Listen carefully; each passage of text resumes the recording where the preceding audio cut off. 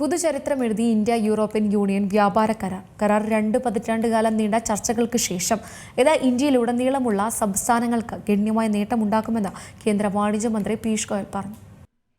2007 India European union സ്വതന്ത്ര വ്യാപാര കരാറിനായുള്ള ചർച്ചകൾക്ക് ആരംഭം കുറിക്കുന്നത്.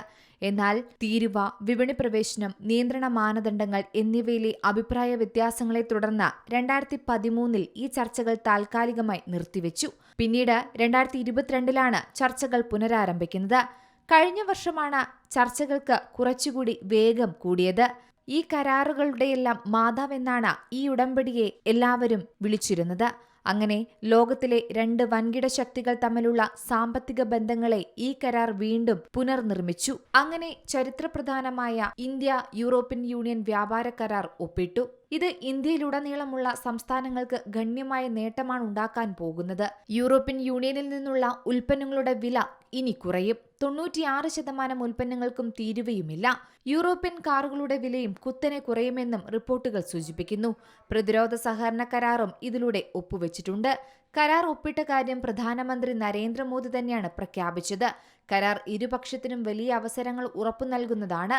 കരാർ എണ്ണവാതക മേഖലയ്ക്ക് വൻ നേട്ടമുണ്ടാക്കുമെന്നും നരേന്ദ്രമോദി വ്യക്തമാക്കുകയും ചെയ്തു. ഈ കരാറിൽ നിന്ന് ഇന്ത്യയിലുടനീളമുള്ള സംസ്ഥാനങ്ങൾക്ക് ഗണ്യമായ നേട്ടമുണ്ടാകുമെന്ന് ഇപ്പോഴിതാ ഇതുമായി ബന്ധപ്പെട്ട് കേന്ദ്ര വാണിജ്യ മന്ത്രി പീയൂഷ് ഗോയലും പ്രതികരിച്ചിരിക്കുകയാണ്. ഏകീകൃത വ്യാപാര ചട്ടക്കൂടിന് കീഴിൽ 27 യൂറോപ്യൻ യൂണിയൻ രാജ്യങ്ങളിലേക്ക് ഏകദേശം 6.4 ലക്ഷം കോടി രൂപയുടെ കയറ്റുമതി എത്തുമെന്നാണ് അദ്ദേഹം പറയുന്നത്. ഉൽപാദനം, കാർഷിക അനുബന്ധ വ്യവസായങ്ങൾ, കയറ്റുമതി അധിഷ്ഠിത മേഖലകൾ എന്നിവയിൽ ശക്തമായ അടിത്തറയുള്ള ഗുജറാത്ത്, മഹാരാഷ്ട്ര, തമിഴ്നാട്, കർണാടക, ഉത്തർപ്രദേശ്, രാജസ്ഥാൻ, പഞ്ചാബ്, തെലങ്കാന, ആന്ധ്രാപ്രദേശ്, പശ്ചിമബംഗാൾ, അസം, കേരളം എന്നിവയുൾപ്പെടെയുള്ള നിരവധി സംസ്ഥാനങ്ങൾ ഇതിന്റെ പ്രധാന ഗുണഭോക്താക്കളായി മാറുമെന്നും അദ്ദേഹം പങ്കുവച്ച എക്സിലെ ഒരു പോസ്റ്റിൽ നിന്നാണ് ഇക്കാര്യങ്ങൾ വ്യക്തമാകുന്നത്.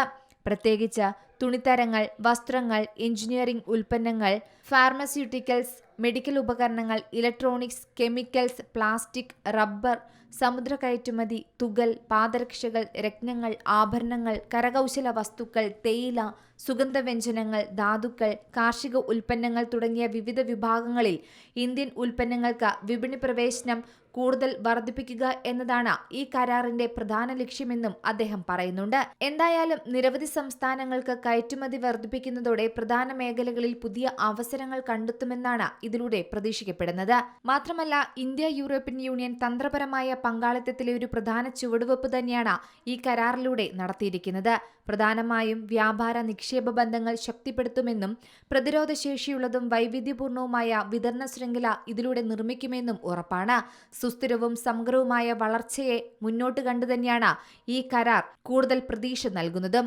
National desk, Zee Malayalam news. ഏറ്റവും പുതിയ വാർത്തകളും വിശേഷങ്ങളും വിരൽ തുമ്പിലറിയാൻ സീ മലയാളം ന്യൂസ് എല്ലാ ഡിജിറ്റൽ പ്ലാറ്റ്ഫോമുകളിലും ലഭ്യം.